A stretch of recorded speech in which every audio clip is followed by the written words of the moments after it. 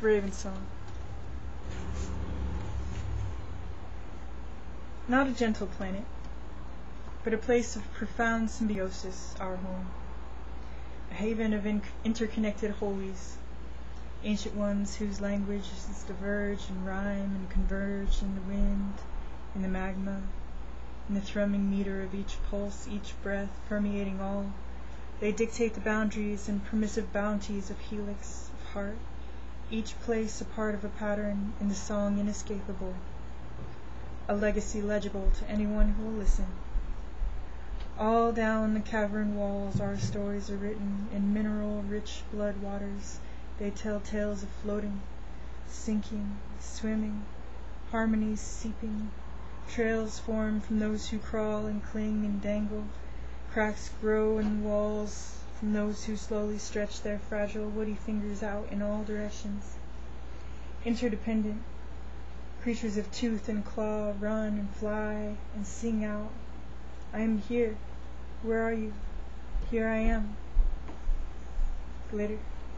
Glitter everywhere in the deep, in the darkness. The wind above is not soft when there is strong news. The unfiltered light of our fire heart is not gentle. It beams out, blasting color down through the water, the leaves, the magnetic layers of skin. In the cold, the water mirrors mineral, and falls a nutritious blanket over all, a biting, bitter buffer from the wind, who no longer whispers, but whips urgent against the artificial walls, shouting, "Something is wrong. So many things are wrong." The change is coming too fast. Some runners have too long ignored the teaching past and now pretend the stories they tell are as inevitable and vast as the real. The wind bellows cold in the wrong direction, warning those who don't know they are sick, can never heal. Glitter. Glitter everywhere on the land, in the light, seeping into the sage whose dead layers are food and shelter, standing gnarled in wind shapes around their daughters. The ravens yell the saga of old to whomever will listen. They say stop. They say thicken. Our skins have grown feeble behind unreal walls. Powdered stories the builders believe can be made permanent. They say, remember. We were once as hardy as the moss, velvet black-green, carving life from ice and sediment. A new change is a spiral, gradual, eventual, in tandem with what has been. There is no exit from the sphere they see clearly. Over the horizon they call. The heat what's coming gets harder, the longer we remain obstinately ill. On thermals amidst the dissonance, thought and memory rise, circle and dance, singing, consider. Our only home is ancestor, destiny, divine as any story, not soft but holy, ever healing. They say, give up, give in. Death is not the end, but a recycling no walls will prevent or delay. Say we have our own song in the pattern of is, was, and shall be. Little creeks glinting on our way to the ocean, they call for a response. I am me. Who are you? Why aren't you singing along? The Eocene.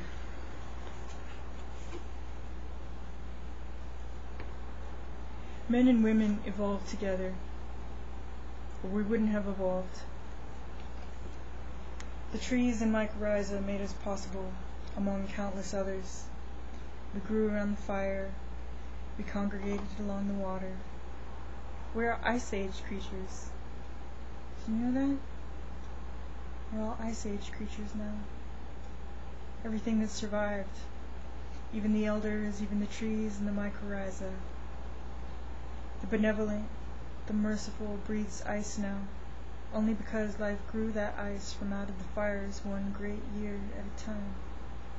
All down the cycles of oxygenation, the breath and the life, birthed a delicate web of oscillations interlace, all tug and sway as it is death and decay who decide what we are next made of. We are made of fire and ice.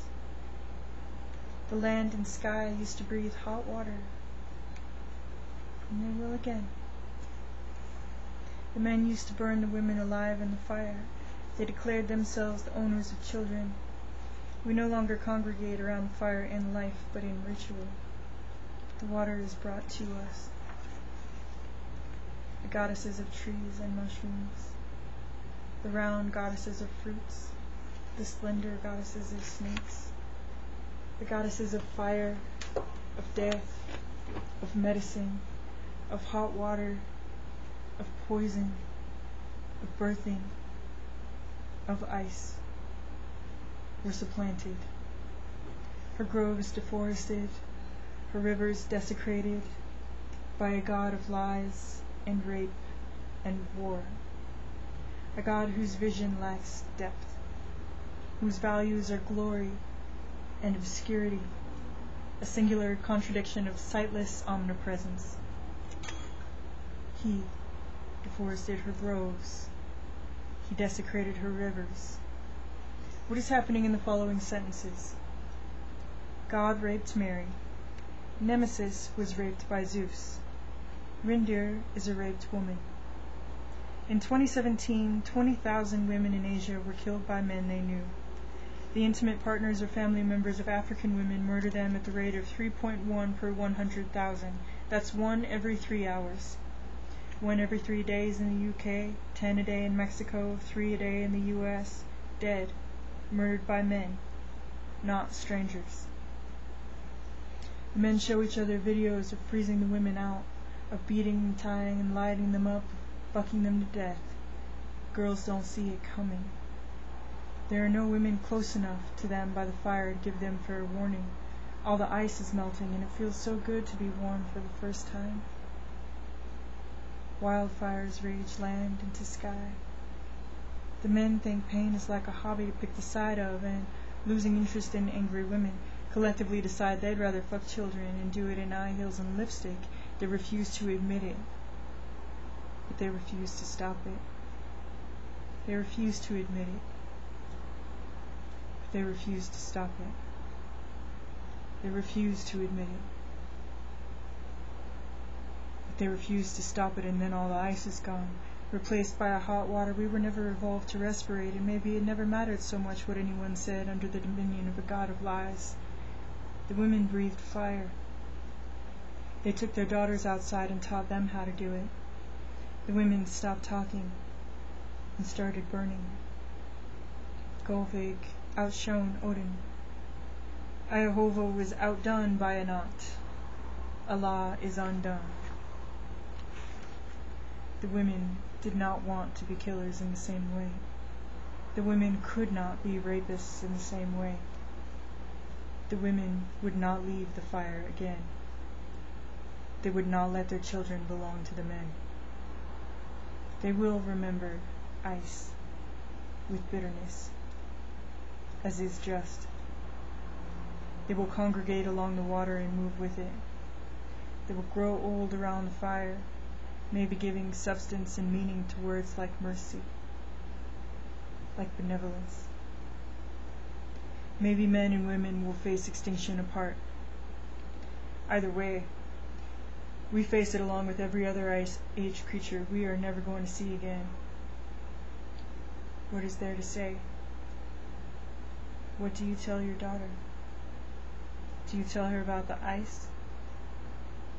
What is her life anyway? Does she know how to breathe fire? Does she know about the men?